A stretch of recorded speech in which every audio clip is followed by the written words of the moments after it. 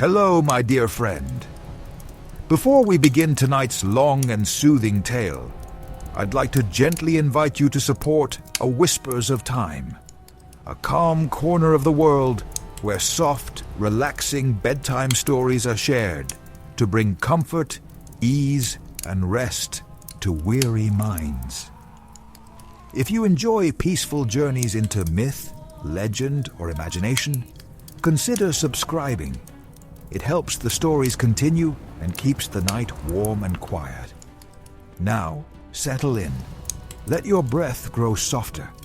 Allow your thoughts to drift like gentle waves. Because the tale of Odysseus, son of Laertes, king of Ithaca, is about to unfold. And though it begins with storm and fire, danger and glory, it will carry you slowly towards sleep. The Odyssey, a retelling part. The storm-bound king. The sea was black the night the storm first rose against him. Not dark like ink or shadow or velvet, but black in the way that only the open ocean can be. A living, breathing thing of swirling depths and furious light, rippling with lightning that carved fleeting shapes across the waves. And in the middle of it, clinging to a shattered mast, salt on his lips and thunder pounding through his bones, was Odysseus, king of Ithaca, the man of many turns, the wanderer who had once matched wits with gods. He had known countless nights on countless seas. He had seen storms that cracked the sky open like a shell. He had watched the horizon lift into monstrous walls of water, and had navigated straits so narrow and treacherous that even the bravest sailors whispered prayers before entering them. But never had he faced a storm like this one. For this storm did not come from nature. It came from wrath. Against the trembling sky, Odysseus raised one hand, not to shield himself, not to protest, but simply to feel the rain that lashed against his skin. Every drop felt like a memory, every gust like a voice. The sea roared, but he heard something else beneath it, the low, simmering anger of a god whose pride had been wounded. "Poseidon!" Odysseus murmured, his voice barely audible above the thunder. The sea answered with a wave that lifted him so high the stars seemed within reach, then hurled him down again into the churning deep. He struggled to breathe as the cold enveloped him, dragging him downward like a hand determined to pull him into oblivion. But still he fought, kicking upward, forcing his limbs to move, refusing to surrender. Because that was Odysseus, the man who would not yield, not to armies, not to monsters, not even to gods. When he finally broke the surface, coughing and gasping, lightning illuminated the scattered wreckage around him. Pieces of the raft he had built with his own hands, timber torn apart as though by jaws. He clung to a floating beam and allowed the waves to carry him where they wished, all while the storm raged like a beast trying to shake him loose. He did not speak again. He had said all he needed to. The sea hurled him toward a distant shore, and this moment of fury and fear, of breath nearly lost and hope nearly drowned, was only one small part of the tale. For long before this storm, before Poseidon's rage had grown like a tempest in the heavens, Odysseus had lived a life woven from cunning, courage, and endless longing for home. So let us drift backward now, away from the storm, away from the salt and thunder, to the beginning of his long, winding road. The road that began not with waves, but with war. The war that stole 10 years long ago, before the ocean had marked him, before the gods had set their eyes on him with love and hate alike, Odysseus had knelt on the soil of Ithaca, his homeland, his island of rugged cliffs and olive trees, and made a vow. He had promised to return. But destiny is deaf to promises. Even kings cannot bind fate. When news came that Helen had been taken from Sparta, dragged away by the Trojan prince Paris, the Greek kings were called to honor the oaths they had sworn. Men from every corner of the Aegean prepared for war. Some went willingly, driven by honor or vengeance. Others went reluctantly, dragged by forces greater than themselves. Odysseus tried not to go at all. He had a newborn son, a loyal wife, a peaceful kingdom. He wanted nothing to do with distant wars sparked by beauty and pride. But kings like Agamemnon do not take refusal lightly, and clever men like Odysseus cannot hide behind tricks forever. His attempt to feign madness, ploughing a field with ox and horse yoked together, sowing salt instead of seed, had nearly succeeded. Nearly. Until Palamedes placed young Telemachus in front of the plough. Odysseus had stopped instantly. Madmen do not stop for children. And so his fate was sealed. He left Ithaca with a heavy heart, boarded his ship, and joined the vast armada that blackened the sea as it moved toward Troy. 10 years he fought there, among heroes whose names were destined for legend. Achilles, swift and unstoppable. Ajax, towering and fierce. Diomedes, favored by Athena, and so many others whose blood would stain the sands of the foreign shore. Odysseus's contributions were not measured by brute strength, though he was strong, but by wisdom. He devised strategies, built alliances, unraveled riddles, and navigated feuds that threatened to tear the Greek forces apart. Yet the war dragged on and on, immortalized by the stubborn pride of kings and the whims of gods, until the day Odysseus offered one final idea: a hollow horse, a gift to Troy, a trap. Historians and storytellers would later call it brilliant. Poets would call it divine inspiration. But Odysseus knew better. It was simply the final move in a long, bloody game, a game he had grown weary of. Troy fell, its towers burned, its people scattered or slain. And when the dust settled and the screams faded, nothing remained but ruin. The Greeks sailed home, or tried to. For while the war had taken 10 years, the journey home, for Odysseus, would take 10 more. The homeward wind. When Odysseus first set sail from Troy, he believed the worst was behind him. His ships were sturdy, his men loyal, his provisions plentiful. The sea, for a time, was calm. The wind brushed his sails like a kindly hand guiding him home. They celebrated on the decks with wine and stories. They spoke of reunions, of wives and children, of warm hearths and familiar harbours. Even Odysseus allowed himself a rare moment of ease.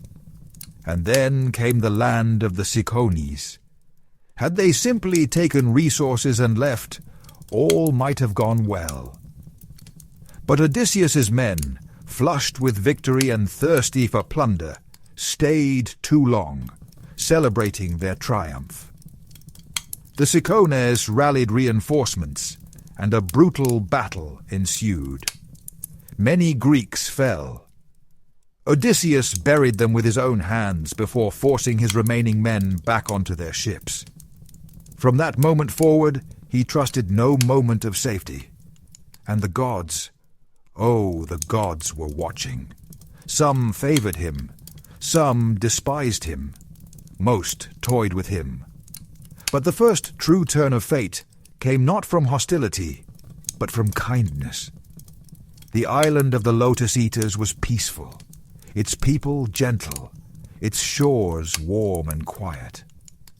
But the fruit they offered, sweet, soft, and fragrant, was a trap woven not from malice, but forgetfulness. Those who tasted it lost all desire to return home.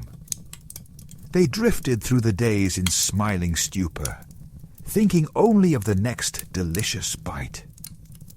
When Odysseus found his men lounging among the blossoms, their eyes glazed with bliss, he dragged them back to the ships by force. Their protests were soft and dreamlike. They begged to stay. But Odysseus bound them to the benches and ordered his crew to row until the island disappeared. Beyond that island lay countless others, each with its own danger, its own lesson, its own mark upon his heart. And the next mark would be carved by a giant. The cave of the Cyclops. When Odysseus and his men approached the island of the Cyclopes, they saw no walls, no harbors, no cities, only wild, rocky land dotted with enormous sheep. They should have turned away. Every instinct in Odysseus's mind whispered caution. But curiosity is a powerful force. And Odysseus had always been a curious man. He chose a group of 12 companions and ventured inland, arriving at the mouth of a cave so large a ship could fit inside. Inside were racks of cheese, pens of young goats and lambs, and signs of a shepherd who lived alone. The men begged to take food and depart.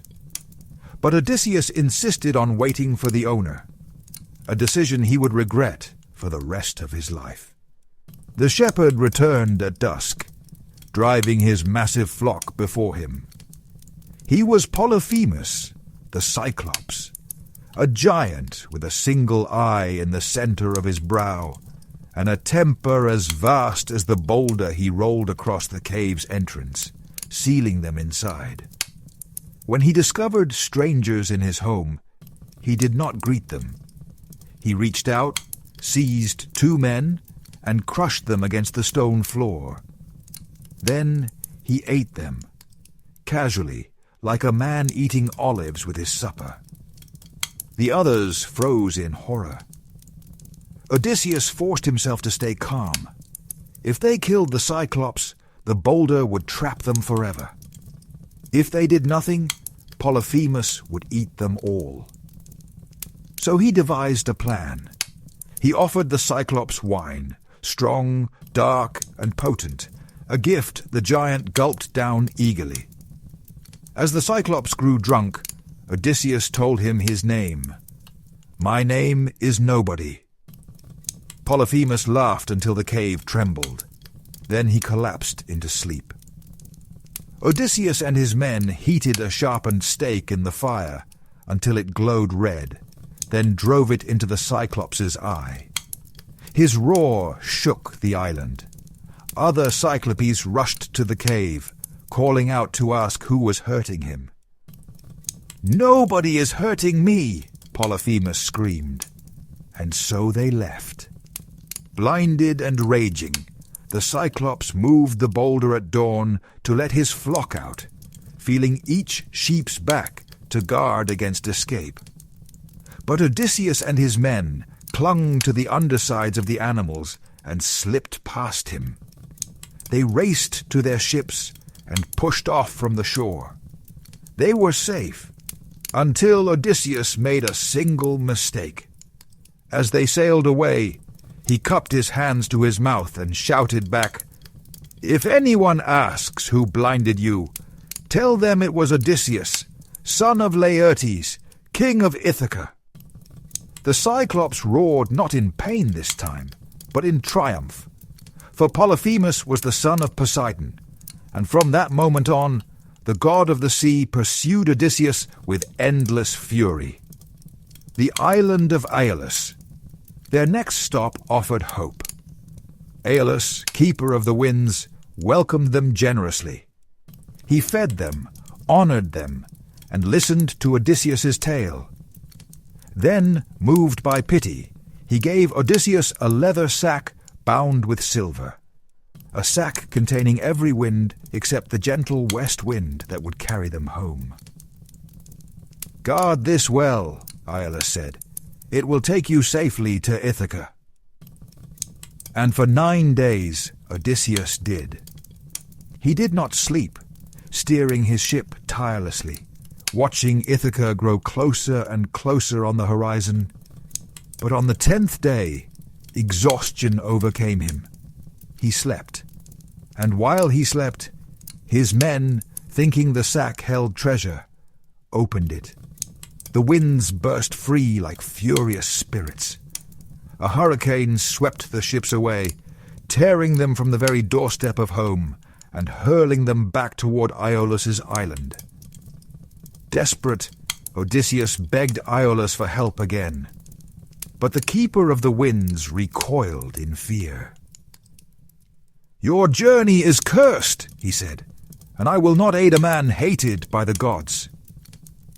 Odysseus left in silence.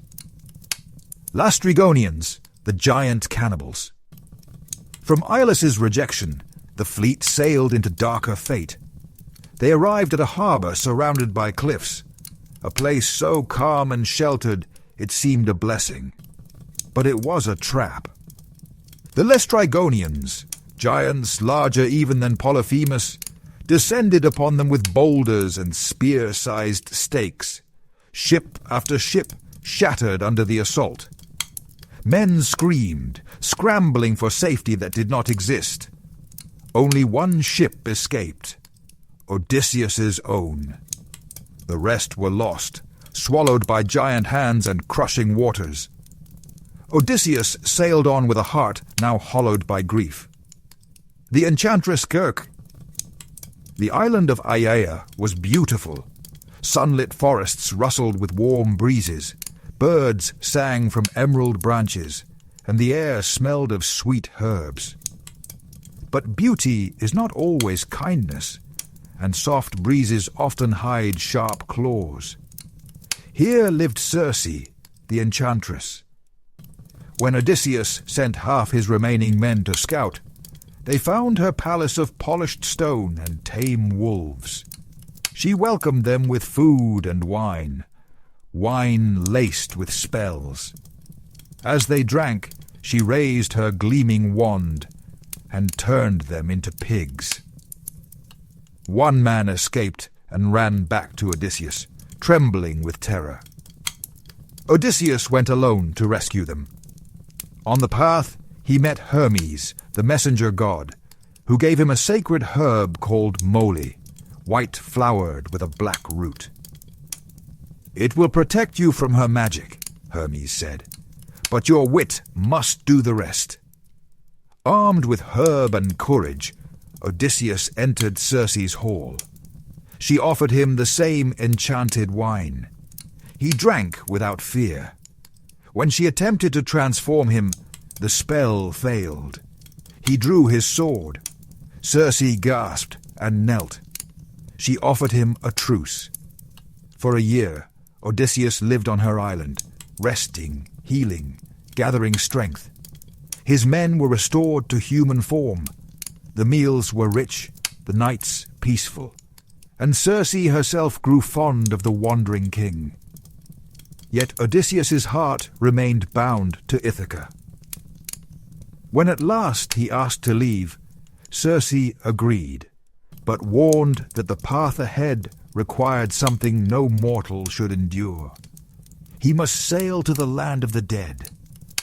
Only there, from the shade of the prophet Tiresias, could he learn the way home. And so, for the first time in his life, Odysseus prepared to descend into a world where the living do not belong. The journey to the land of the dead.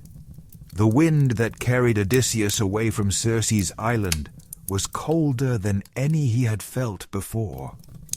It slipped through the sails like a ghost, ushering the ship not toward warmth or harbor, or any place meant for mortal men, but toward a horizon that seemed to darken with every passing hour. Even the strongest of his crew felt unease pressing at their hearts, though none voiced it aloud.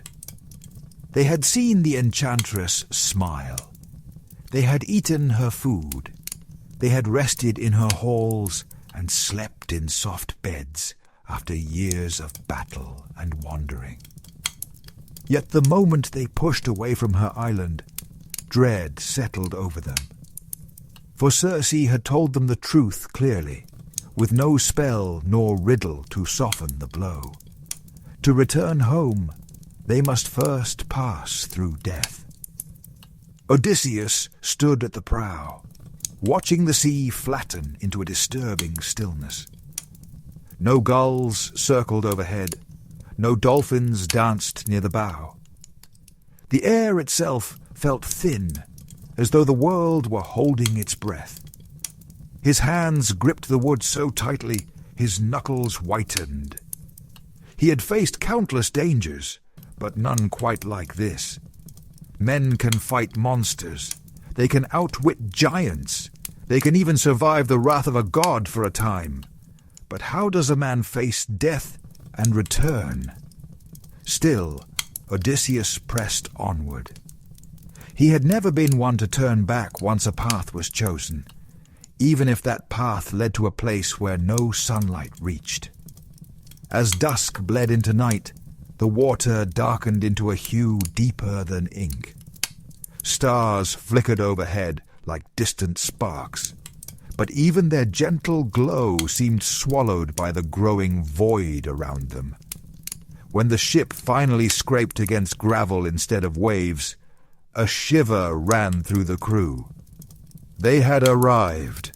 The land of the Cimmerians, the threshold to the underworld, was a place without dawn. A fog hung low across the rocky shore, grey and shifting like the breath of spirits. The cold bit deep. Every sound, even the crunch of pebbles beneath their feet, echoed strangely, as though the world were hollow. Odysseus carried a black lamb and a young goat, as Circe instructed, along with a bronze blade. Behind him his men followed, reluctant but loyal, clutching torches whose flames sputtered uncertainly in the chill air. He found the spot Circe had described, a shallow pit near a stream whose water was darker than night. There he raised the knife, whispered the ancient words, and performed the ritual that opened the boundary between life and death. Blood touched the ground, and the world changed. The gathering of shadows. At first, the only sound was the river's steady, mournful flow. But then came a whisper, and another, and another. Soon the air trembled with soft rustlings, the footfalls of those who no longer truly walked, the murmurings of mouths that had forgotten breath. Shadows gathered. Pale forms drifted toward the pit, drawn by the scent of blood, their shapes wavering like smoke. Some were merely outlines, the faint suggestion of bodies long forgotten by the living. Others were clearer, though their faces were hollow, their eyes dim with hunger, not for food or drink, but for memory, for connection, for the warmth they once knew. Odysseus felt his heart seize. Among them were warriors, spears still in hand, armor cracked by fatal blows. There were maidens, their hair floating around them like ghostly veils. There were elders, stooped and trembling, despite the fact that no true bones remained to support them. They reached toward the blood-filled pit with clawing fingers, desperate to drink, desperate to speak, desperate to be remembered. Odysseus lifted his blade, warning them back. "Not yet," he murmured. "Not until Tiresias comes." But the dead do not listen easily. They surged forward as a tide of whispers and sighs, but Odysseus stood firm, his will as sharp as the blade he held. His men trembled behind him, torches flickering wildly. Then a new figure emerged, one he recognized. The ghost of Elpenor. Elpenor, the youngest of Odysseus's crew, stepped forward with empty eyes and a bowed head. The memory hit Odysseus hard. Elpenor had died only days before, on Circe's island, a foolish, tragic death. After drinking too much wine, he had slept on the roof of the palace, and upon waking suddenly, had stumbled over the edge. His neck had snapped instantly. There had been no time to bury him, no chance to honor him properly. Now he stood before them, sorrow woven into his ghostly features. "Odysseus, my captain," he whispered, voice like wind through reeds. "You left me unburied." Odysseus bowed his head, weighed by guilt. "I did not know," he said softly. "Forgive me, Elpenor. When I return to the world of the living, I will bury you with honor, with fire and stone and mourning. You will not be forgotten." At those words the shade of Elpenor seemed to soften. Gratitude flickered faintly across his ethereal face. Slowly he drifted back into the crowd of spirits, and still the pit waited. The blood gleamed darkly. At last the spirit they sought arrived, Tiresias, the prophecy of Tiresias. Unlike the other shades, Tiresias appeared with clarity and purpose. His form did not flicker. His presence was steady, the air shifting around him as though making room for a truth older than the world.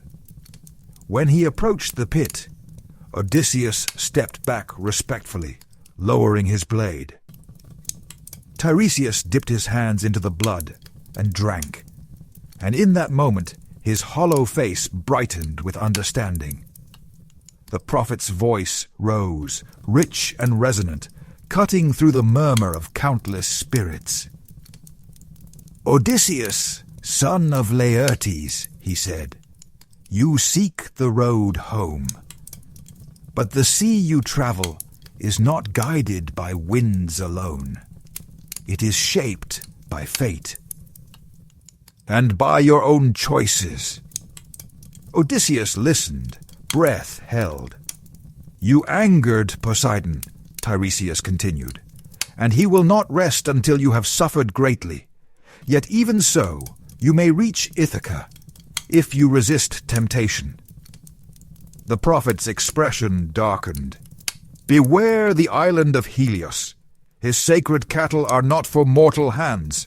If you or your men harm them, disaster will fall. But if you endure, if you master hunger and desperation, you may yet return." Odysseus nodded solemnly. Tiresias leaned closer, lowering his voice. "Even when you reach home, your trials will not end. Others have taken your halls. Suitors feast on your wealth. They seek your wife's hand, but you will reclaim what is yours, through cunning, not force." The shadows thickened around them, restless, murmuring.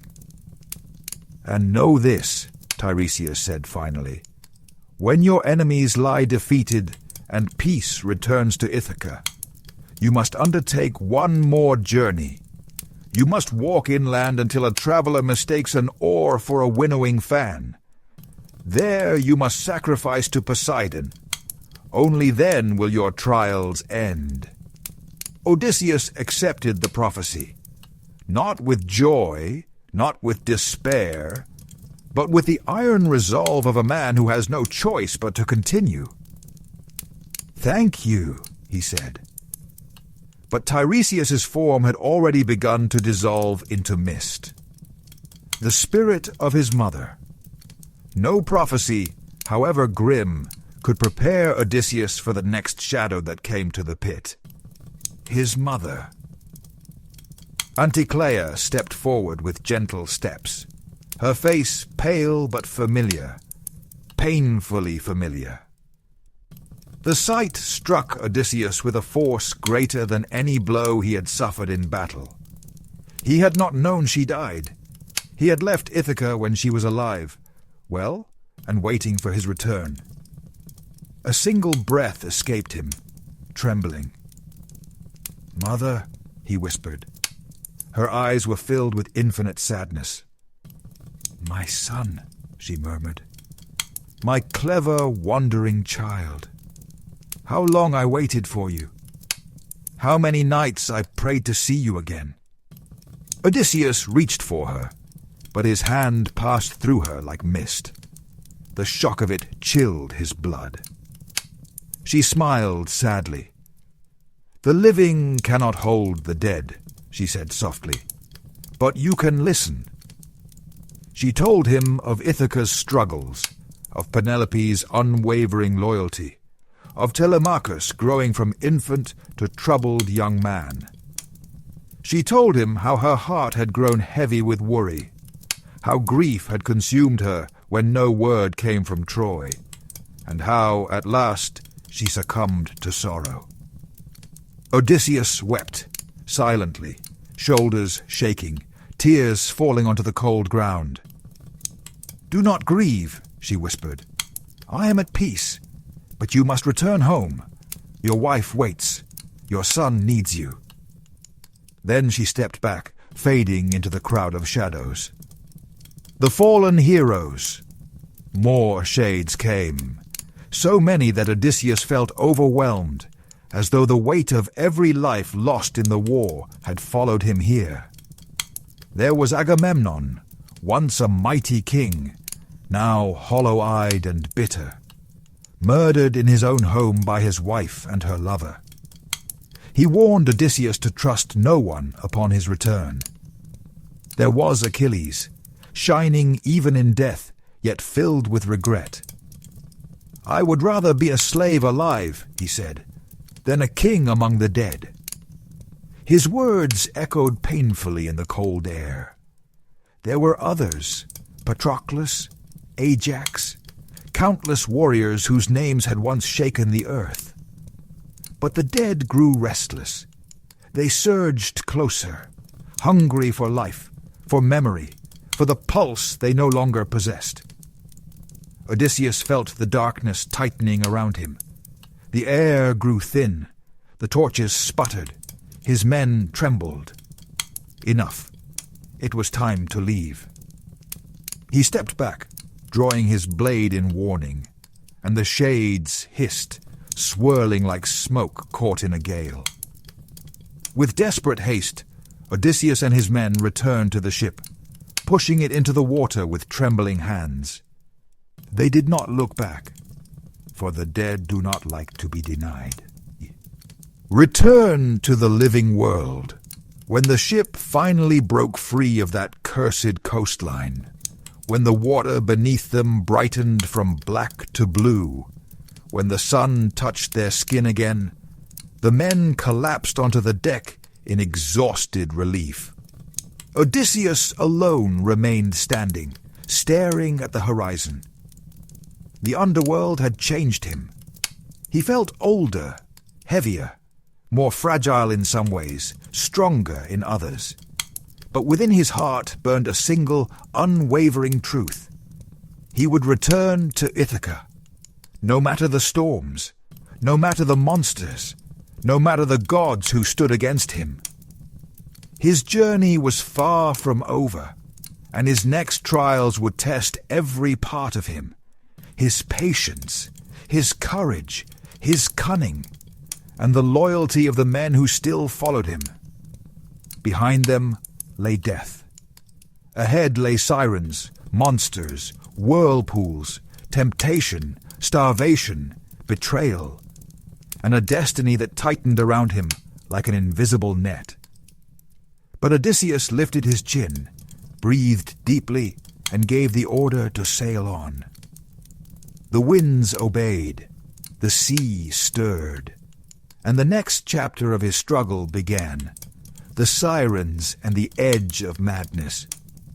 For many days after leaving the land of the dead, the sea seemed unusually gentle, as though it pitied the weary men who sailed across its glimmering surface. The waves rose and fell like the slow breathing of a sleeping giant, and the ship cut through them with almost no effort. Even the sky seemed to offer a fragile peace. Bright dawns, soft sunsets, and nights scattered with stars that shimmered like faint promises of home. But Odysseus trusted none of it. Calm seas often come before storms, and the gods, fickle in their moods, were rarely content to leave him undisturbed for long. He stood often at the prow, hands clasped behind his back, eyes fixed on the shifting horizon.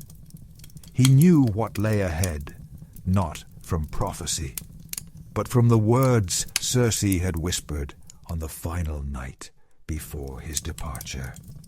"First," she had said, "you will meet the Sirens." Even now, the memory tightened his jaw. Circe had explained that these beings, part woman, part something older, darker, more unknowable, sang songs woven from desire and dreams. No mortal could resist them. Those who heard their voices abandoned reason, steering their ships toward the melody until they shattered upon the jagged rocks that hid below the surface. "No man returns," she warned him, "not unless he stops his ears or binds himself." So as the wind carried them closer to the haunted waters, Odysseus gathered his men and spoke with solemn authority. "My friends," he said, "our journey now takes us past the Sirens. Their song can ensnare any heart. So you must take wax softened by fire and place it in your ears." The men exchanged uneasy glances. They trusted their captain, but the very idea of a supernatural voice that could steal their minds unsettled them deeply. "And you, my lord," asked Perimedes, one of the more steadfast sailors, "will you also stop your ears?" Odysseus shook his head. "No, I must hear their song, not from desire, but from knowledge. I wish to understand what has lured so many to ruin, but I will take precautions." He told them to bind him to the mast hands, feet, chest so tightly that not even a god's whisper could loosen the ropes. And under no circumstance, he warned, were they to free him until the ship had passed safely out of range. His men obeyed reluctantly. Soon, as the sun dipped low and the sea darkened into violet, the ragged outline of an island appeared ahead, an island ringed with rocks that jutted from the water like the teeth of a buried beast. An unsettling stillness enveloped them. The wind fell silent. The ship drifted as though guided by invisible hands. Then the singing began. The song of the Sirens. It was not what Odysseus had expected. He had imagined something wild, something sharp, something seductive in a way that clawed at the senses. But the Sirens' song was soft-achingly soft-like. Warm honey poured into the soul. It was beautiful beyond reason, so beautiful that the world seemed to dim around it. The voices blended seamlessly, rising and falling in perfect harmony, promising everything a man could yearn for. "Odysseus, son of Laertes, come to us." The sound wrapped around him like a warm cloak. His breath caught. His heart surged. Every muscle in his body strained against the ropes. He could not think. He could not reason. Every memory of danger evaporated like mist under the sun. All he heard was the truth he felt in their voices. They understood him. They saw him. They knew his struggles, his pain, his losses, his hopes. Come, hear our wisdom. We know all things, the suffering you carry, the glory you seek. He shouted to his men, begged, pleaded, demanded that they release him. His voice cracked with desperation. He cursed them, swore rewards, threatened them with punishments, promised riches beyond imagination. He pulled so hard against the ropes that his skin burned and bled. But his men only rowed harder, unaware of his screams, their ears sealed with wax. The Sirens' island glided past, slowly, painfully slowly, the melody reaching into his chest like a hand trying to pluck out his heart. And as they drifted out of range, the song shifted, no longer. Sweet but desperate, angry, mournful. "Odysseus! Odysseus!" The voices grew faint, then silent. At last, when the island was a distant shape against the horizon, his men stopped rowing, removed the wax from their ears, and freed him. Odysseus slumped against the mast, exhausted, shaken, humbled. He had survived, but not without scars in his mind where the song had carved its mark. Silently, they sailed onward. Scylla and Charybdis. The respite was brief. Soon another challenge loomed. One Circe had described with grave seriousness. A pair of horrors guarding a narrow strait no wider than 100 yards. "To one side," she warned, "lurks Scylla, a creature with 12 feet and 6 serpent heads, each with 3 rows of fangs. She lives upon a cliff, snatching sailors from the decks of passing ships. To the other side lies Charybdis, a monstrous whirlpool that swallows the sea 3 times a day. If you sail too close, she will drag your ship into the abyss." The choice, Circe had said, was not whether to face death, but which form it should take. As Odysseus approached the dreaded passage, he gathered his men again. "There is no safe path," he told them, trying to keep his voice steady. "But we must choose Scylla.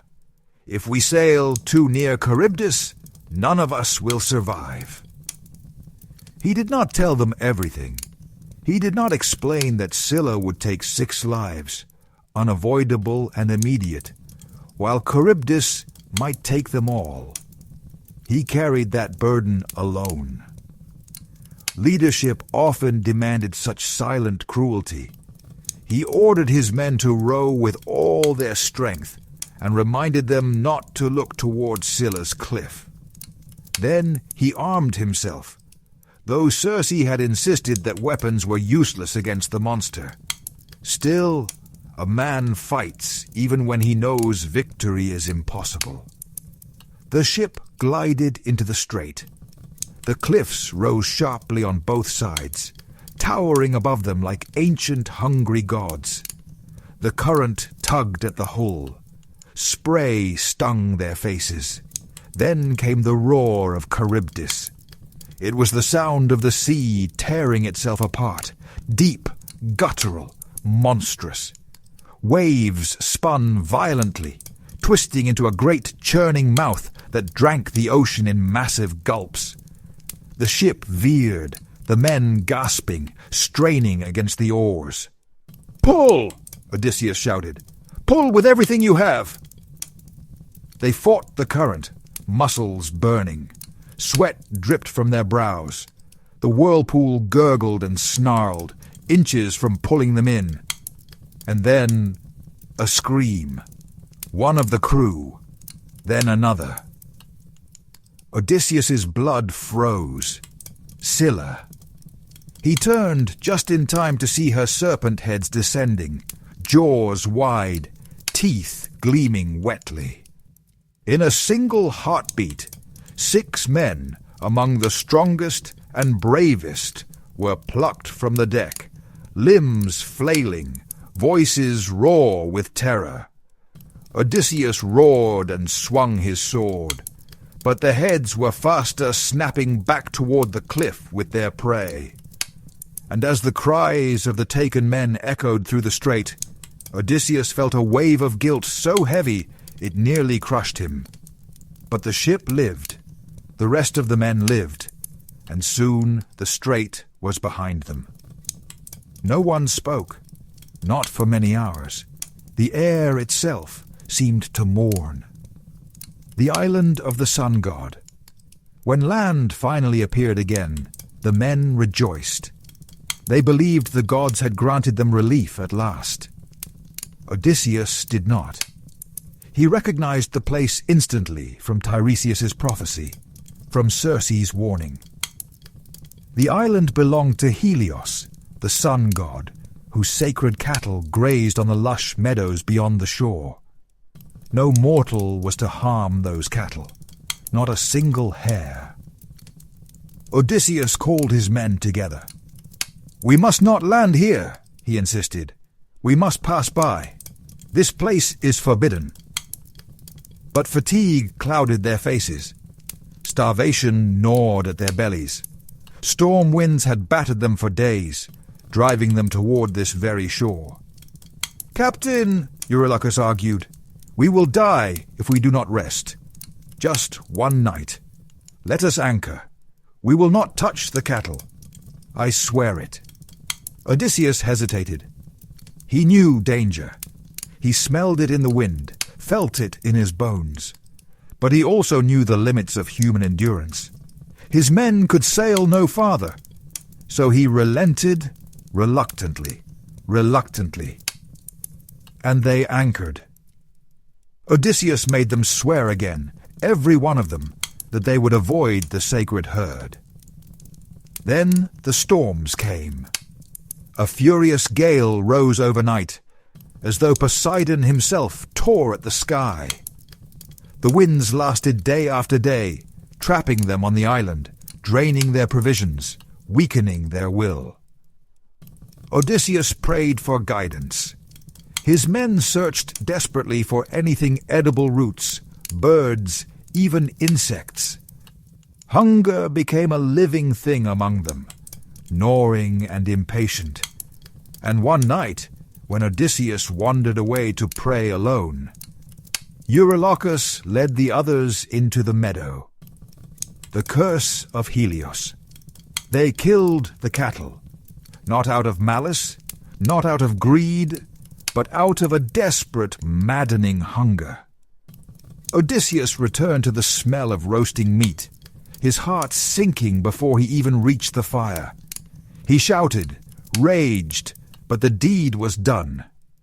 For 7 days they feasted, and the gods watched. When they finally set sail again, the sea was unnaturally calm, as though waiting. Then the sky split open. Thunder roared, lightning raged. The winds screamed with divine fury. A massive bolt struck the ship, shattering the mast, igniting the deck. One by one, the men were swallowed by the waves, pulled into the depths, their cries lost beneath the roar of the storm. Only Odysseus survived. Clinging to broken timbers, battered by waves, he drifted for days until the sea spat him onto a lonely shore. The island of Calypso, the prison of a goddess. Calypso was immortal, radiant, powerful, enchanting. She found Odysseus half dead on her beach and nursed him back to life. Her island was paradise.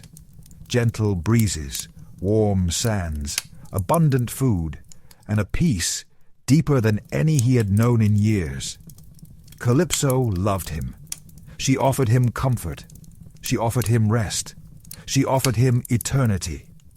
"If you stay," she promised, I will make you immortal. You will never grow old, never suffer, never face death. Stay with me, Odysseus. Be my companion for all time. It was a temptation unlike any other. After so many years of hardship, who would not long for peace? Yet Odysseus's heart remained tethered to Ithaca. Every night he stood on the beach, staring toward the horizon, longing for Penelope, for Telemachus, for home. 7 years passed, 7 years of gentle imprisonment, of internal war between desire and duty. And then, at last, the gods intervened. Hermes descended to Calypso's island and commanded her to release him. Enraged, heartbroken, but bound by divine decree, she agreed. She helped Odysseus build a raft and stocked it with supplies. Odysseus set sail once more. And that is where the storm struck him, where Poseidon smashed his raft to splinters, where the black waves swallowed him and tossed him nearly to death, and where the tale began, with Odysseus clinging to shattered wood in a furious sea. His journey was not over, but his path was turning. Ahead lay the land of the Phaeacians, a final trial, a final gift. And then, at long last, Ithaca, the shores of the Phaeacians. When the sea finally spat Odysseus onto land, he did not feel triumph. He felt sand in his mouth, salt in his lungs, and a dragging exhaustion that settled into every bone like lead. He lay motionless for a long while, waves lapping gently against his legs, as though the sea, having nearly killed him, now tried to apologize with soft caresses. The sky above him was quiet. The storm had passed as suddenly as it had come, leaving behind a luminous blue much too serene to reveal the violence that had consumed him only hours earlier.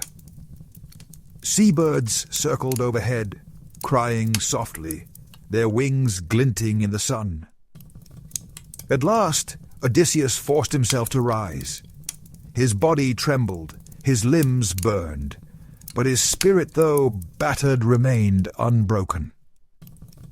He surveyed the unfamiliar land, lush grass, whispering reeds, and a grove of poplars and olives that offered shade from the sun's growing heat. This was the island of the Phaeacians.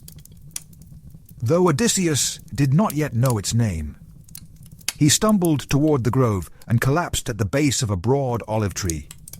Sleep thick, sweet, irresistible, pulled him under. And for the first time in a long while, his dreams were gentle. The Princess Nausicaa. While Odysseus slept, life on the island moved peacefully. The Phaeacians were a people blessed by the gods, especially by Poseidon. Though ironically, this did Odysseus no favor. Their cities gleamed with marble. Their ships glided across the sea, as though guided by thought alone. Their lives were woven from music, dance, and feasts beneath starlit skies. It was in this quiet kingdom that Nausicaa, the daughter of King Alcinous and Queen Arete, rose one morning with a dream lingering in her mind, a dream sent by Athena. In it, the goddess whispered that Nausicaa should wash her clothes by the river, an errand that in royal households was normally left to servants. But the goddess encouraged her to go herself, hinting that her destiny might soon be unfolding. Nausicaa, graceful and bright-eyed, gathered her maidens and a mule-drawn cart filled with linens. Together, they walked to the river near the grove where Odysseus slept. The air was warm, the water cool and clear, and laughter soon filled the banks as the young women splashed each other playfully. When their chores were finished, and their clothes hung on sunlit rocks to dry, the girls began tossing a ball, their laughter ringing through the trees.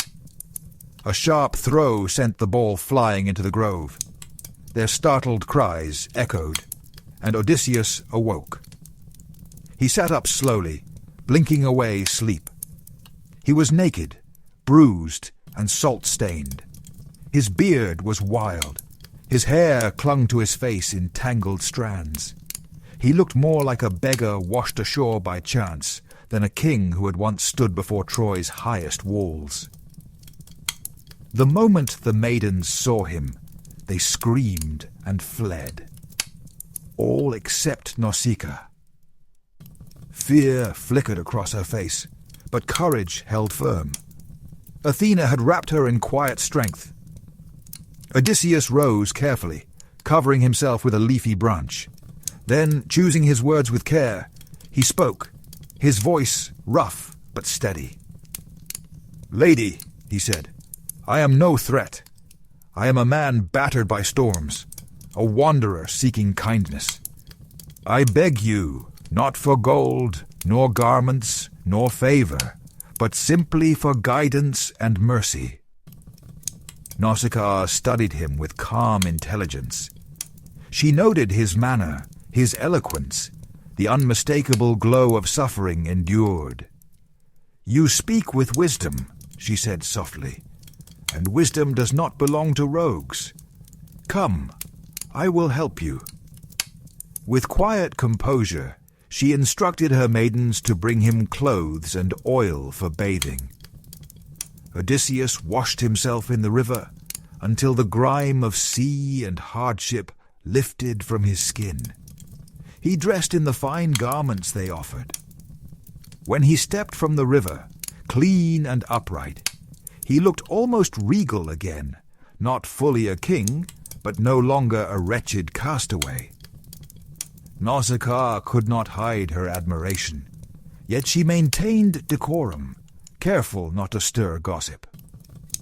"Follow behind our cart," she instructed.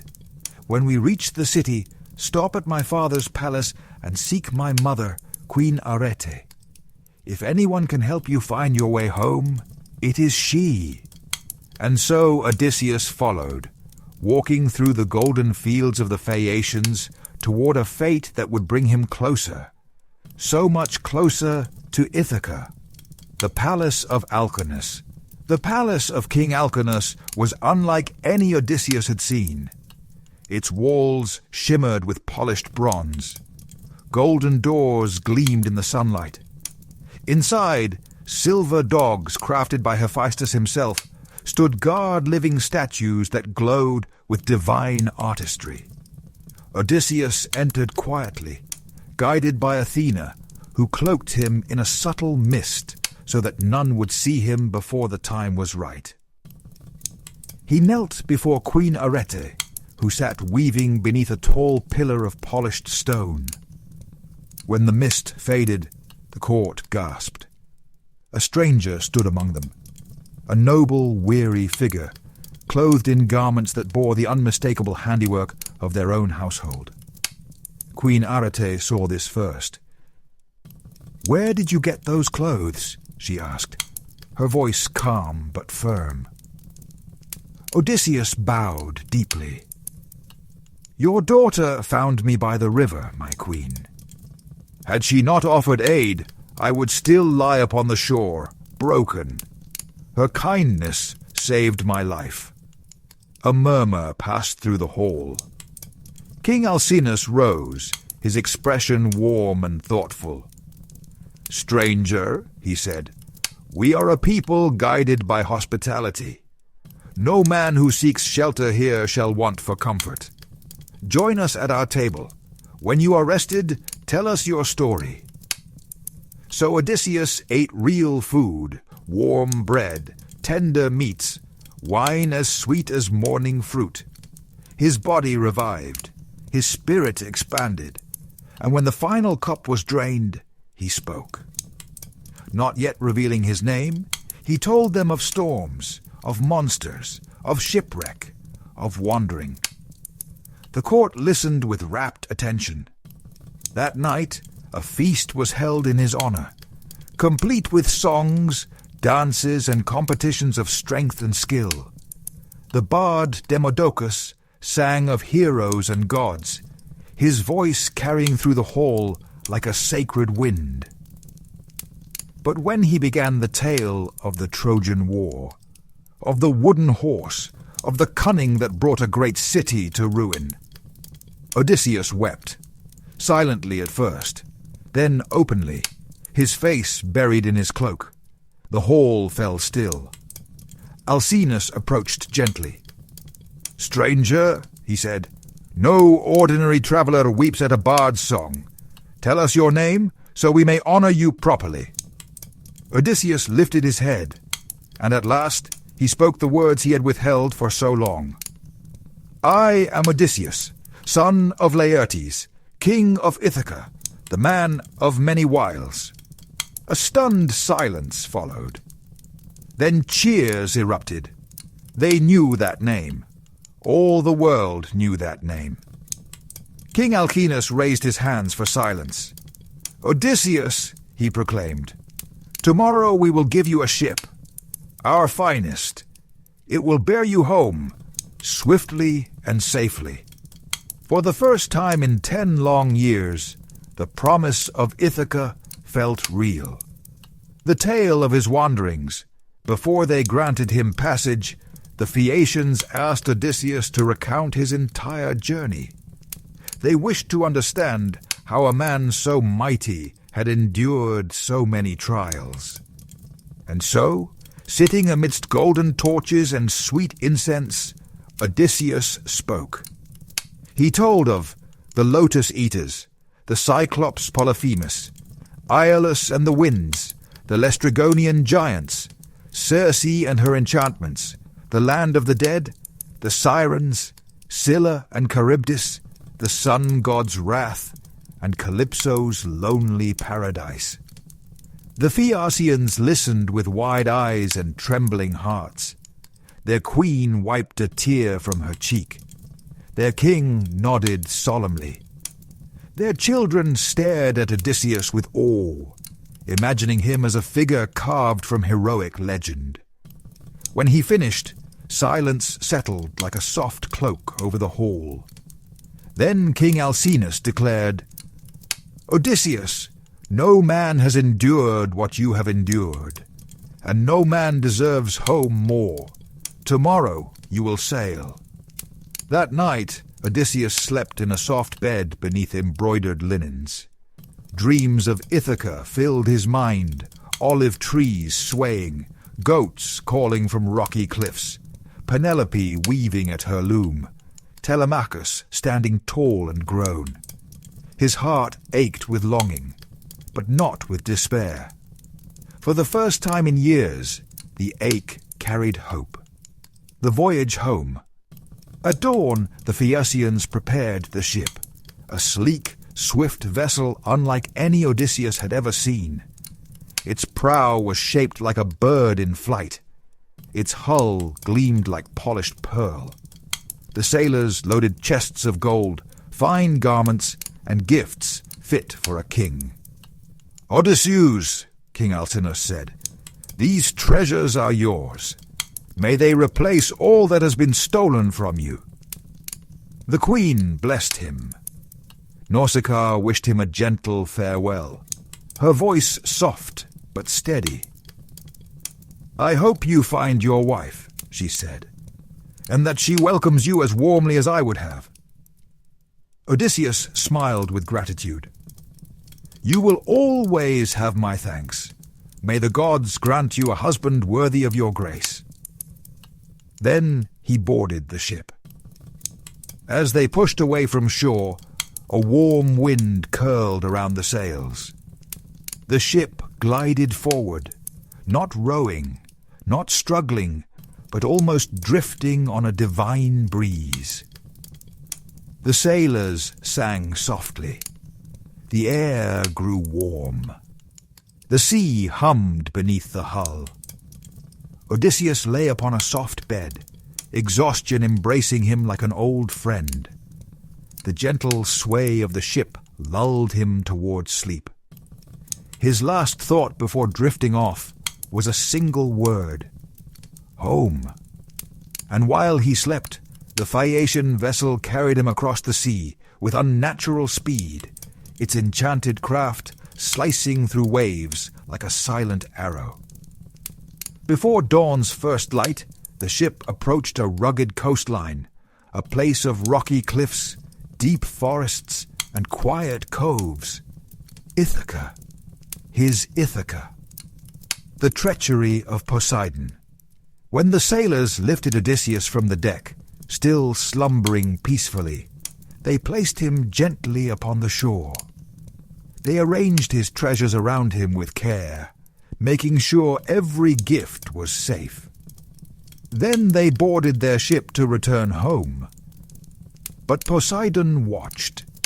He had seen his mortal enemy Odysseus, the man who blinded his son, finally reach home through the aid of the Phaeacians, and the god of the sea felt a surge of deep, vengeful wrath.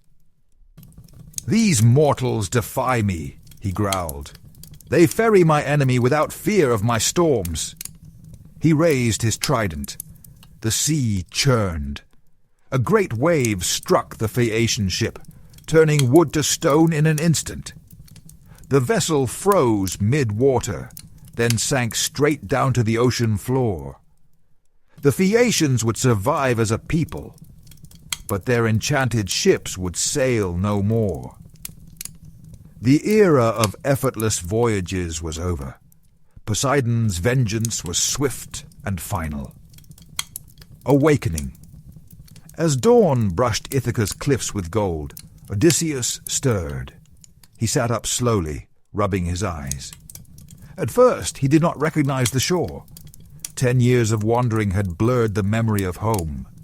But then, the scent of olive trees, the shape of the mountains, the cry of goats in the distance, the whisper of leaves in a familiar breeze. It was real.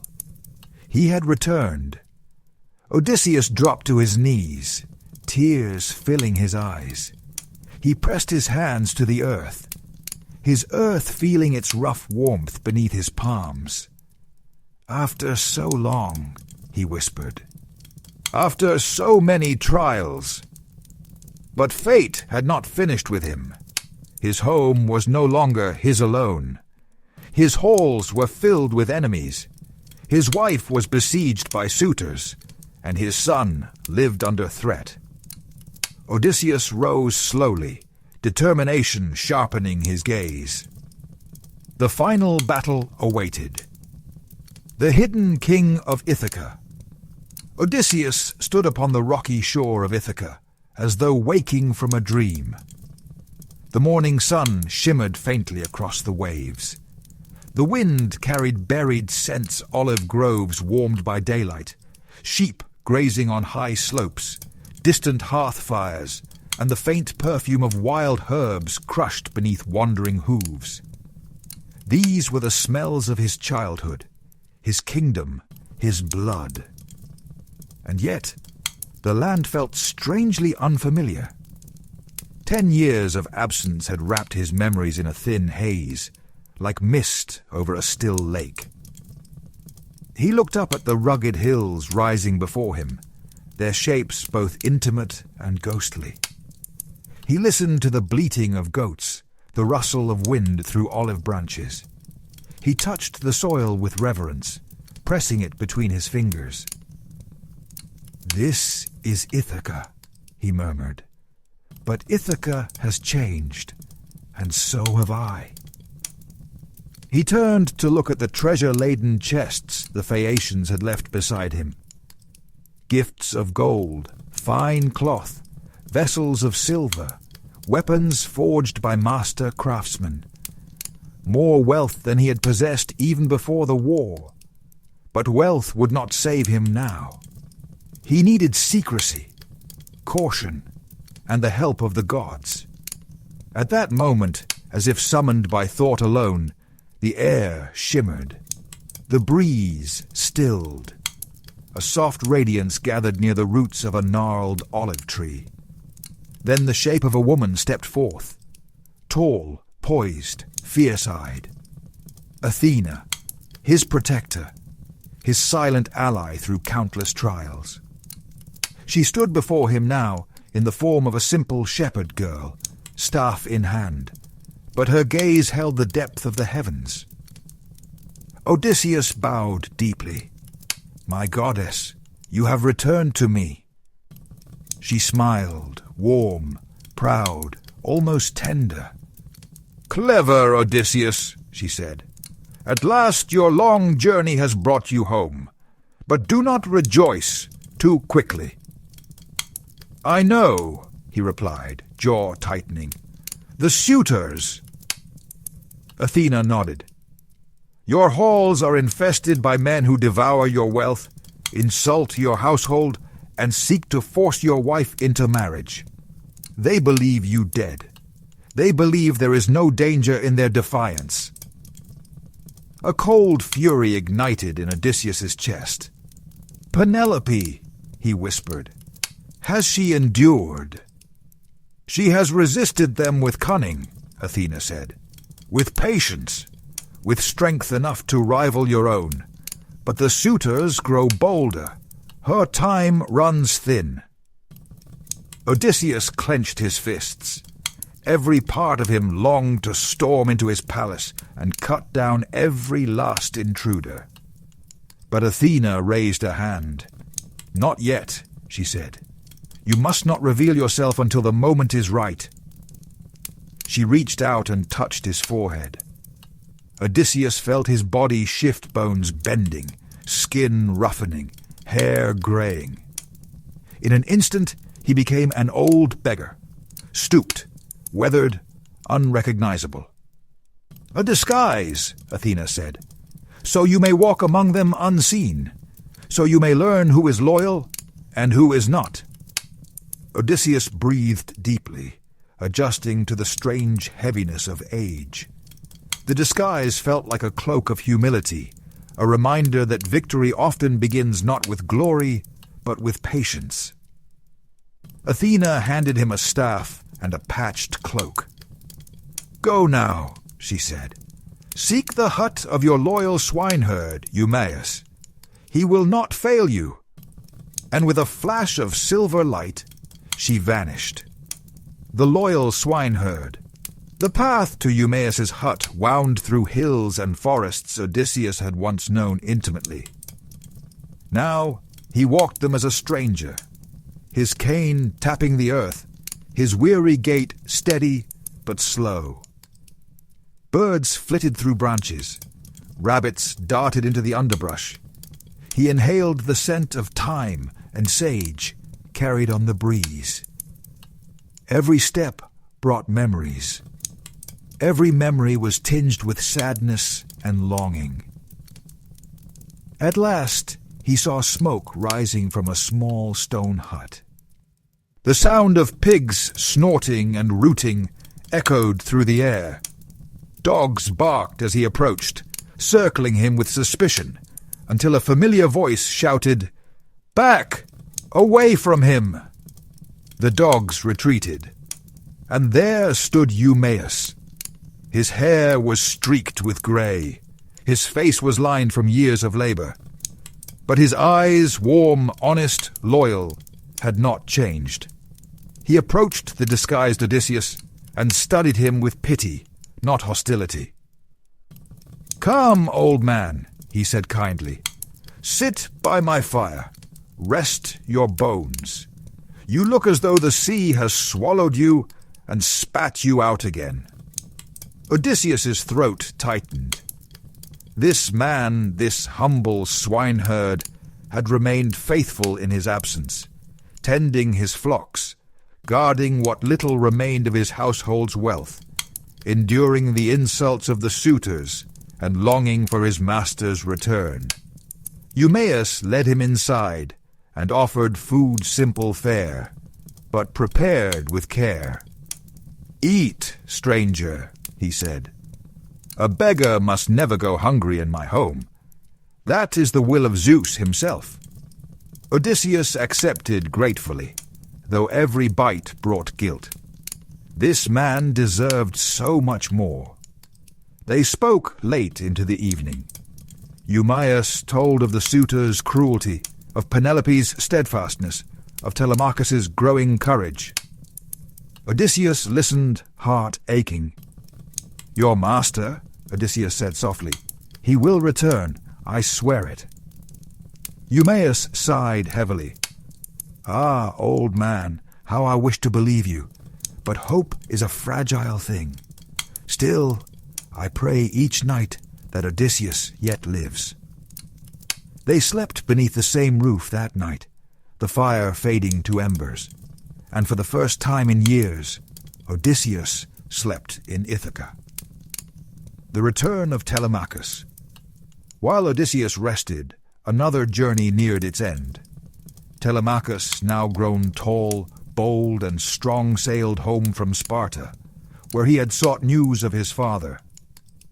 Athena had guided him, protected him, whispered courage into his dreams.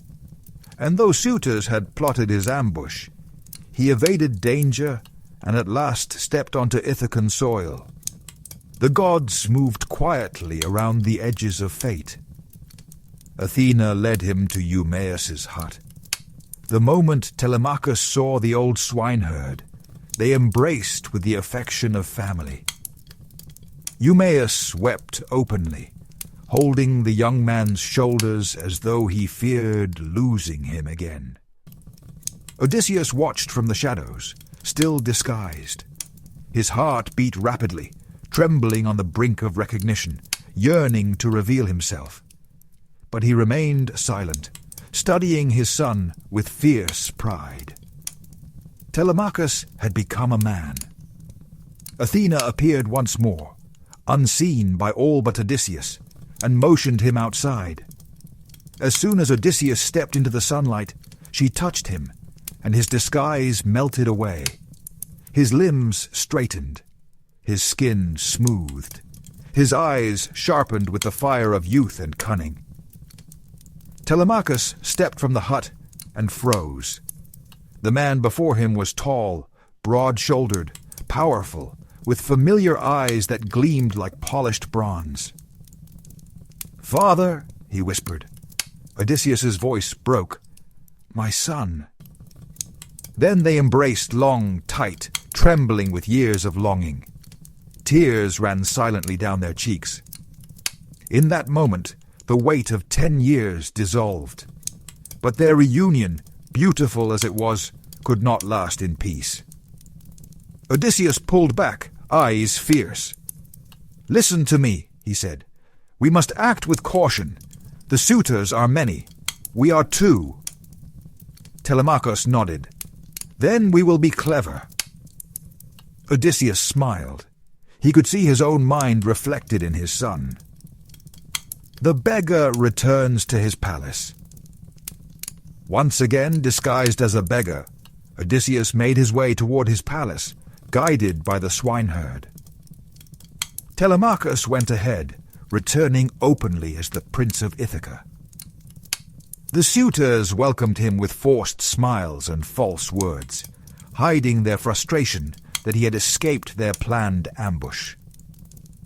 Odysseus entered the grand hall quietly, and what he saw chilled him. His once noble home was defiled floors littered with bones and wine, servants bullied into submission, suitors lounging in his chairs as though they owned them.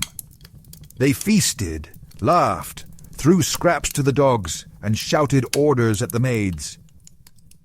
The sight filled him with a cold fury deeper than any he had known. Yet he remained silent, a beggar, invisible, watching. Penelope had not yet seen him. Telemachus met his gaze across the room, briefly, subtly, before resuming his role among the suitors. Their plan demanded patience. Odysseus watched as the suitors mocked him, hurled insults, even struck him. One especially cruel man, Antinous, threw a stool at him, hitting him squarely on the shoulder.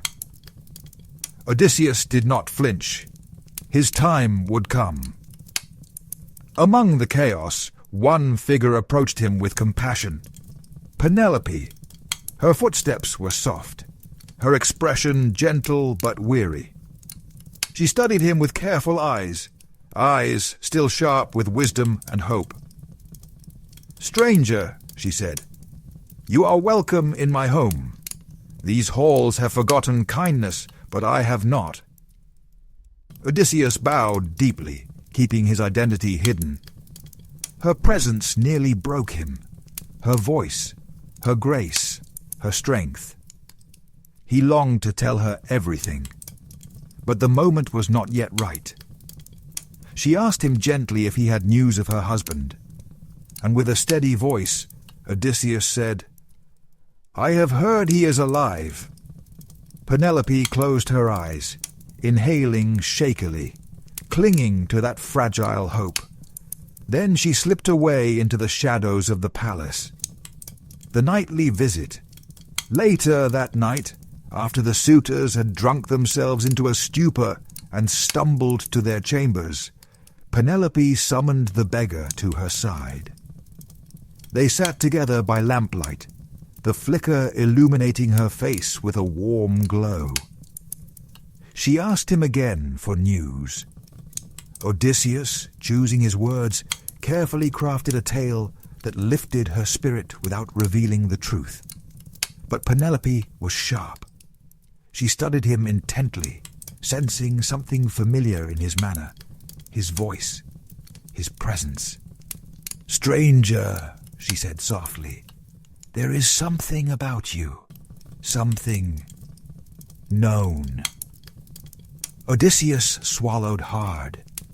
She then showed him a garment, a cloak he had once worn, and asked if he recognized it. He described it perfectly. Penelope gasped, tears welling in her eyes. "You speak as though you have seen him." "I have," Odysseus whispered, "and he is close." She wept quietly, covering her face with her hands. Odysseus longed to hold her, to comfort her, to tell her he stood right before her. But patience would win the day. The final test. Penelope revealed her plan. "I will hold a contest tomorrow," she said. "A contest only Odysseus could win. I will ask the suitors to string his bow and shoot an arrow through 12 axe heads lined in a row. Whoever succeeds, I will marry." Odysseus's heart pounded. This was her signal, a secret message only he could understand. He nodded. "Do what you must, my queen." Penelope looked at him, eyes full of unspoken sorrow. Then she rose and disappeared into the darkness. Odysseus sat alone, firelight flickering across his weathered disguise. Tomorrow the suitors would fall, and the king of Ithaca would reclaim his throne. The contest of the bow dawn crept slowly across Ithaca, gilding the palace rooftops with soft gold. A quiet stillness settled over the lands. An expectant hush, like the island itself, held its breath. Only one man walked its halls with lucid purpose. Odysseus, disguised as a beggar, carrying decades of weight inside him like a hidden blade. Today would end it. Today his home would be reclaimed. Today justice would come. He had waited for this moment through storms and starvation, through monstrous perils and divine wrath, through loneliness so vast it could have swallowed him whole. Every mile of wandering had led him back to this morning. The suitors, groggy from their nightly revelry, drifted into the great hall. Servants rushed about preparing food, filling cups, sweeping floors still stained with wine. Their faces were drawn with worry. They knew that chaos would erupt again, that cruelty would follow where the suitors walked. Telemachus entered with controlled calm, his expression unreadable. The prince nodded to the beggar, his father before taking his seat. The sun struck his bronze hair, and in that brief glint, Odysseus saw everything he had missed. The child he left behind, now a man. Soon Penelope descended the stairs, clothed in a veil of pale linen, her steps slow, graceful, heavy with resolve. Whispers spread instantly. Even after all these years, her presence quieted the hall, as though respect still flickered beneath layers of insolence. She carried a long case wrapped in soft cloth. A hush fell. She spoke clearly, each word cutting through the air like a sharp thread. "Suitors, today I set before you a test, the test of Odysseus's bow. Whosoever can string it and shoot an arrow cleanly through 12 axe heads aligned in a row, that man I will marry." Shouts erupted, boasts, laughter, crude promises. They did not understand the gravity of her challenge. They did not know her heart. They did not see Odysseus standing in plain sight. They believed her defeated, but Penelope, in her brilliance, had created the perfect trap. Odysseus lowered his gaze to hide a flicker of admiration and gratitude. The bow of the king. Telemachus set the axes in the ground, their sockets gleaming. The metal doors of the storeroom creaked open, and he brought forth the great bow Odysseus's bow, a masterpiece of polished horn and sinew. The suitors stared with a mixture of excitement and unease. They knew the bow's reputation. Many had seen Odysseus's skill in war, but none truly understood the weapon's strength. They would learn soon enough. As Telemachus set the bow down, Penelope withdrew to her chambers, her eyes lingering on the beggar for a heartbeat longer than necessary. Perhaps she sensed destiny drawing near. Antinous, the most arrogant suitor, stepped forward first. He swaggered to the bow, lifted it confidently, and immediately grimaced. The weapon resisted him like a wild creature. He strained, cursed, braced his foot against it, but the bow would not bend. "I am not warmed up," he muttered, forcing a laugh. The suitors chuckled nervously. Eurymachus tried next, his face red with effort, veins bulging in his neck. But the bow wouldn't budge for him either. One by one, each suitor approached with false bravado and left humiliated. Some blamed the humidity. Some blamed their injuries. Some blamed the bow itself. None blamed their own unworthiness. Throughout the attempts, Odysseus watched silently, hands folded, expression calm. He knew the rhythm of the bow. He knew how it would respond. The weapon was as much a part of him as the blood in his veins. At last, Eurymachus stepped away, rubbing his sore hands. "This bow," he said loudly, "is cursed. No mortal can string it." Telemachus stepped forward. "Then let me try," he said boldly. Gasps rippled through the hall. He lifted the bow. His fingers traced its curve with reverence. He set one end against his foot, pulled, and the bow bent slightly. A murmur spread, but Telemachus stopped suddenly. "Not today," he said lightly, handing the bow to a servant. "I leave it to the elders." A clever move-one Athena whispered into his heart. The suitors relaxed, reassured of their dominance. Then Odysseus stepped forward. The beggar's request. "Honored guests," he said in a quiet voice, "may a poor beggar try his hand? I too wish to know. if strength remains in these old bones." The hall erupted in laughter. Antinous sneered. "Will we next give the bow to a child? To a cripple? To a ghost?" Eurymachus added, "If he fails, he'll snap the string with his brittle fingers." But Telemachus spoke firmly. "This is my father's bow. Ours to give, not yours to deny. Let the old man try. It will do no harm." The room fell grudgingly silent. Odysseus took the bow. His hands trembled, not from weakness, but from emotion. Memories burned within him. Hunts upon Ithaca's slopes, gifts from friends, victories earned by cunning and fate.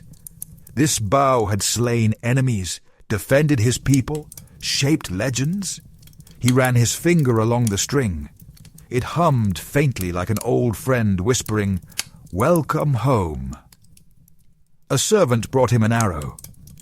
Odysseus inhaled. The hall watched, sneering, smirking, whispering.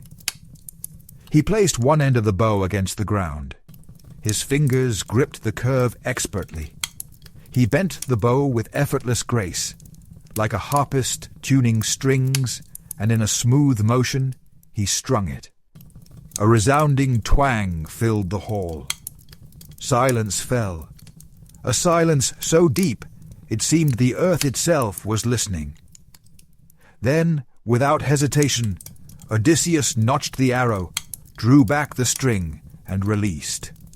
The arrow flew swift and straight. It cut through the first axe head, then the second, the third, the fourth. All 12 pierced cleanly. The suitors froze eyes wide, mouths open. Their laughter died on their lips. Odysseus straightened. His disguise shimmered in the faint light. His voice, when it came, was strong as bronze. "Now," he said, "is the time for another kind of contest." And he lifted his bow once more. The reckoning chaos erupted. Antinous reached for his sword, but he was too slow. Odysseus loosed another arrow, and it struck the suitor directly in the throat. Antinous crumpled backward into a table, wine spilling like blood across the floorboards. The room exploded in screams. "Madman!" Eurymachus shouted. "You've killed the noblest of us!" Odysseus's gaze hardened. The man was a coward and a parasite, and this is only the beginning. The suitors dashed for the doors, but the doors were locked. Telemachus stood before them, spear in hand. Behind Odysseus, Eumaeus and Philoetius, 2 loyal servants, appeared with shields and additional weapons. They positioned themselves at the doors to prevent escape. The trap had sprung. Panic swept the hall. The suitors overturned tables, grabbed makeshift weapons, shouted threats and pleas. Eurymachus tried to negotiate. "Odysseus, we will repay you. We will return everything we consumed." "Words will not erase years of insult." Odysseus's voice was cold enough to still the air. Eurymachus charged. Odysseus shot him through the heart. After that, battle became a storm. Telemachus fought at his father's side, his spear flashing like lightning. Eumaeus moved with surprising strength. Philoetius guarded the entrance with fierce resolve. Odysseus fought like a force carved from stone. Every arrow found its mark. Every swing of his sword was guided by Athena. The suitors fell one by one, shouting, begging, cursing, until the hall lay littered with bodies. At last, silence returned, a silence heavy with justice. Athena appeared briefly, unseen by all but Odysseus. Her gaze filled with pride. "It is done," she whispered. The faithful and the faithless. When the blood had dried, Odysseus turned to the servants who had remained loyal all these years. He embraced them, promising freedom and reward. Then he summoned the disloyal, those who had mocked him, aided the suitors, betrayed his trust. Their punishment was swift and just. Ithaca would be rebuilt from loyalty, not rot. Telemachus cleaned himself and the weapons, breathing deeply as the weight of violence slowly left him. He looked at his father, awe shining in his eyes. "Father, we did it." Odysseus placed a hand on his shoulder. Together. The reunion. Now only one task remained. Penelope. Odysseus washed the blood from his hands, brushed dust from his clothes, and allowed Athena to restore his appearance. Strength returned to his limbs, youth to his posture, beauty to his face. Not disguising him now, but revealing him fully. When he entered Penelope's chamber, she sat quietly at her loom hands, still, eyes distant. The glow of lamplight enveloped her like a soft halo. A servant approached her. "My queen," she whispered, "the suitors are dead. Your husband has returned." Penelope did not look up. "Bring him to me," she said. Odysseus stepped forward. She stared at him, studying his face, his stance, his eyes. She saw the shape of a young warrior she once knew, buried beneath years of hardship and shadow. But she did not move toward him.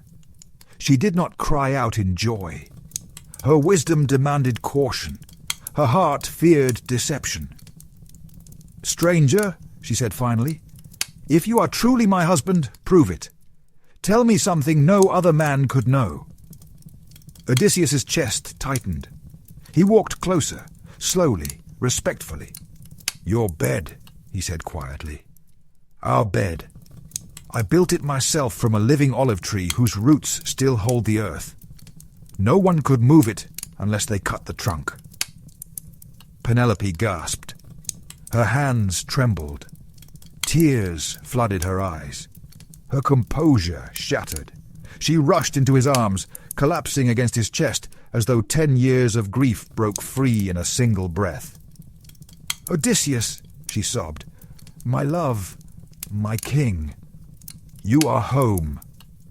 He held her tightly, arms trembling, heart overflowing. "Penelope," he whispered, voice thick with emotion, "I have returned. I have come back to you." They stood together, wrapped in the warmth of a love tested by fate and time, stronger than any storm that had tried to tear them apart. At last, reunited, whole, home. Epilogue: The Peace of a King. In the days that followed, Ithaca slowly healed. Families returned to their homes. Servants rebuilt the palace. Odysseus visited his father, Laertes, bringing tears of relief and joy. Peace returned to the island, the kind of peace that feels deep and earned. When Odysseus stood upon the cliffs overlooking the sea, his sea, he felt the winds soft against his face. Not cruel, not vengeful, accepting. He breathed in the salty air and knew that his wandering was done. He was king again, husband again, father again. And though the gods still had one final journey in store for him, far in the future, when grey hair overtook him and peace had run its course, today and for many years to come, Odysseus was home.